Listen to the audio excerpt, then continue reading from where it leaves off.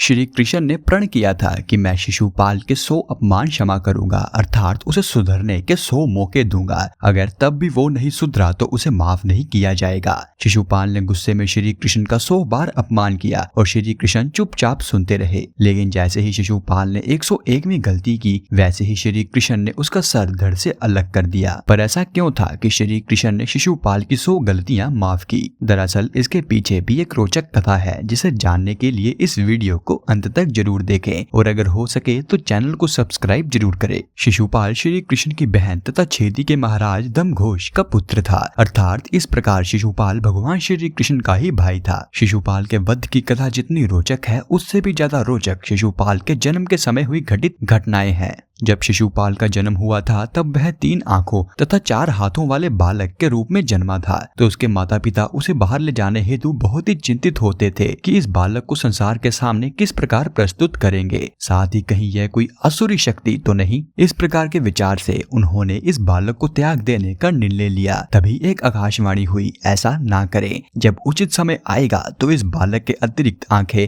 और हाथ अपने आप ही अदृश्य हो जाएंगे, अर्थात जब विधि के विधान द्वारा निश्चित व्यक्ति इसे अपनी गोद में बैठाएगा तो यह अतिरिक्त अंग गायब हो जाएंगे और वही व्यक्ति इसकी मृत्यु का कारण भी बनेगा, अर्थात इसका वध भी वही व्यक्ति करेगा। शिशुपाल के माता पिता इस आकाशवाणी को सुनकर आश्वस्त हुए कि उनका पुत्र असुर नहीं है, परंतु दूसरी ओर उन्हें यह भी चिंता होने लगी कि उसके पुत्र का वध हो जाएगा और वह मृत्यु को प्राप्त होगा। शिशुपाल के संबंध में विष्णु पुराण में एक कथा बताई गई है, जिसके अनुसार भगवान श्री हरि विष्णु के 2 द्वारपाल थे, जय और विजय। ब्रह्मा जी के मानस पुत्रों ने जय और विजय को श्राप दिया था, क्योंकि वह उन्हें भगवान विष्णु से मिलने से रोक रहे थे। उस समय प्रभु के विश्राम का समय था, इसलिए जय विजय ब्रह्मा जी के मानस पुत्रों को द्वार पर ही रोक लेते हैं। इस बात पर ब्रह्मा जी के मानस पुत्रों को क्रोध आ जाता है और क्रोधित होकर वह जय और विजय को श्राप दे देते हैं, जिस कारण उन्होंने श्रापवंश धरती पर जन्म लिया। इन दोनों द्वारपालों को श्राप मिला था कि इन्हें 3 बार धरती पर जन्म लेना होगा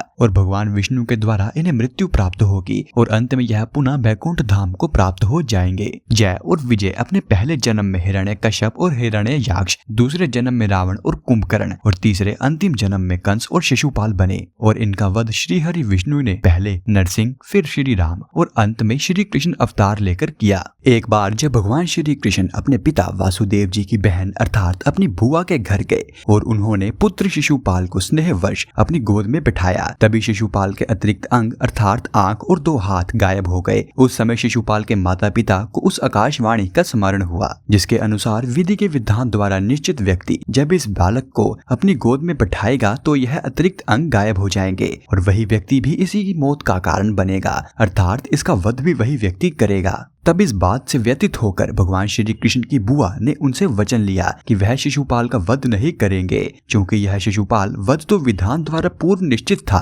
अतः ऐसा करने से तो प्रभु इनकार नहीं कर सकते थे, परंतु वह अपनी बुआ को भी दुखी नहीं करना चाहते थे। अतः उन्होंने वचन दिया कि वह शिशुपाल की 100 गलतियां क्षमा कर देंगे, परंतु 101वीं भूल पर वह उसे अवश्य ही दंडित करेंगे। तब शिशुपाल की माता को श्री कृष्ण ने यह भी वचन दिया कि यदि शिशुपाल का वध करना भी पड़ा तो वध के पश्चात शिशुपाल को इस जीवन मरण के चक्र से मुक्ति मिल जाएगी और वह बैकुंठ धाम को प्राप्त हो जाएंगे। तब भगवान श्री कृष्ण अपनी बुआ के ममत्व को देखकर भावविलीन हो उठे और उन्होंने यह वचन भी अपनी बुआ को दे दिया। काल चक्र चलता रहा और महाभारत काल में जब कुरुकुल में कौरवों और पांडवों के बीच महाराज पांडु के ज्येष्ठ पुत्र युधिष्ठिर को युवराज घोषित करने का निर्णय लिया गया, तो इस शुभ प्रसंग के लिए राजसूय यज्ञ आयोजित करने का निर्णय लिया गया। इस हेतु सभी संबंधियों, रिश्तेदारों सहित अनेक राजाओं एवं अन्य प्रतिष्ठित महानुभावों को आमंत्रित किया गया। तब वासुदेव श्री कृष्ण को भी आमंत्रित किया गया, क्योंकि महारानी कुंती उनकी बुआ थी, तथा शिशुपाल भी इस यज्ञ में शामिल हुआ, क्योंकि वह कौरवों और पांडवों का ही भाई था। इस समय एक बार फिर भगवान श्री कृष्ण और शिशुपाल का आमना सामना हुआ। शिशुपाल भगवान श्री कृष्ण से क्रोधित था,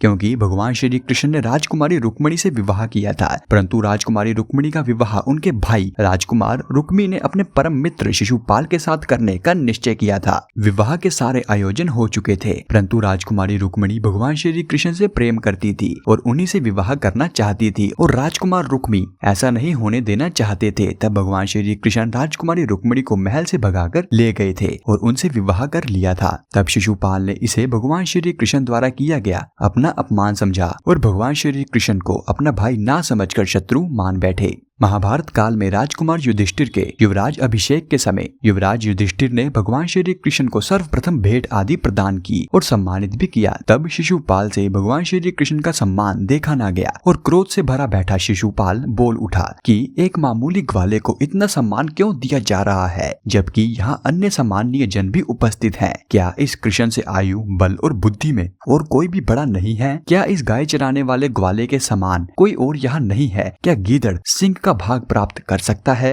ना इसका कोई कुल है, ना जाति और ना ही इसका कोई वर्ण है। राजा ययाति के श्राप के कारण राजवंशियों ने इस यदुवंश को वैसे ही बहिष्कार कर रखा है। यह जरासंध के डर से मथुरा त्याग कर समुद्र में जा छिपा था। भला यह किस प्रकार का अग्र पूजा पाने का अधिकारी है? इस प्रकार शिशुपाल भगवान श्री कृष्ण को अपमानित कर गाली देने लगा। यह सुनकर शिशुपाल को मार डालने के लिए पांडव, मत्स्य, केकय और बाकी सभी ने क्रोधित होकर हाथों में हथियार उठा लिए, किंतु श्री कृष्ण ने उन सभी को रोक दिया। वहां वाद विवाद होने लगा, परंतु शिशुपाल को इससे कोई घबराहट ना हुई। श्री कृष्ण ने सभी को शांत करवाकर यज्ञ कार्य शुरू करने को कहा, किंतु शिशुपाल को इससे कोई फर्क ही नहीं पड़ा। उसने फिर से श्री कृष्ण को ललकारते हुए गाली दी। तब श्री कृष्ण ने गरजते हुए कहा, बस शिशुपाल बस, मैंने तेरी 100 अपशब्द को क्षमा करने की प्रतिज्ञा ली है, इसलिए अब तक तेरे प्राण बचे हुए हैं। अब तक 100 पूरे हो चुके हैं। अभी भी तुम खुद को बचा सकने में सक्षम हो। शांत होकर यहाँ से चले जाओ या चुप बैठ जाओ, इसी में तुम्हारी भलाई है।